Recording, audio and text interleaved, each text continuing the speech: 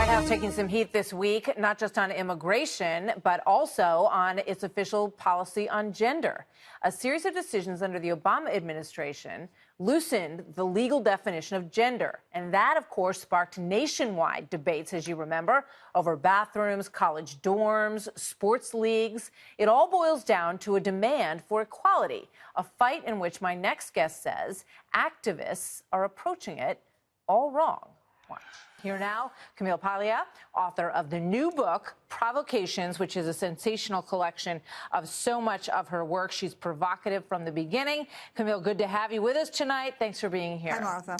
So talk to me about your reaction to this, because the administration really hasn't laid down exactly what they mean by this change. But basically, they're saying that they could go to a position where they consider a person's sex to be the genitalia that they were born with and gender to be something that may be disconnected from that. Well, I think there's an awful lot of sort of campus fantasy around the notion of gender right now. I identify as transgender, but I totally acknowledge that there are two biological sexes and that you cannot really change your sex. Your sex is coded in the DNA of every single cell of your body except for the blood. So do you see any problem with this concept of going back to the initial sort of recognition of that? And what kind of impact do you think it might have on things like bathrooms and sports? Well, I think it's quite unfair, actually, as a feminist, that girls are being deprived of the first prizes in athletic competitions across the world because you have either a male to female transgender person or a girl who is in the process of changing gender, who is taking testosterone for medical reasons and is permitted to do that under many athletic guidelines. So, you know, when you take a look, obviously, a lot at this Me Too movement that has been going on. We watched what happened with Brett Kavanaugh. You say, I'm astonished after the victory of the pro-sex wing that we are back to feminist puritanism again. And you talk about women sort of not being victimized in this, and that feels like where a lot of this conversation goes.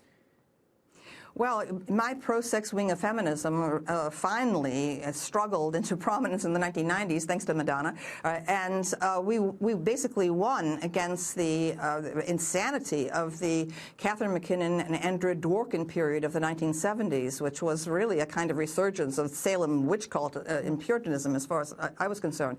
And now we're back again to victim feminism. I think that this is not helping women to define them as weak and vulnerable vis-a-vis men. How do you describe victim feminism?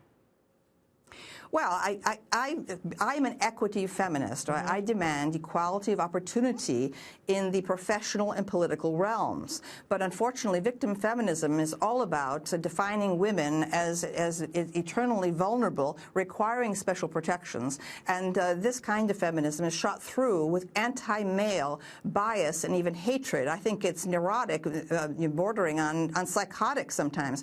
My feminism is based on admiring men, requiring of them honorable behavior, of course, right? But I can acknowledge all the tremendous achievements of men in history. There is no such thing as patriarchy, except in certain key periods in history, such as the Victorian period or Rome. Thank you very much, Camille Paglia. It's very good to have you with us tonight. Thanks for being here. Thank you.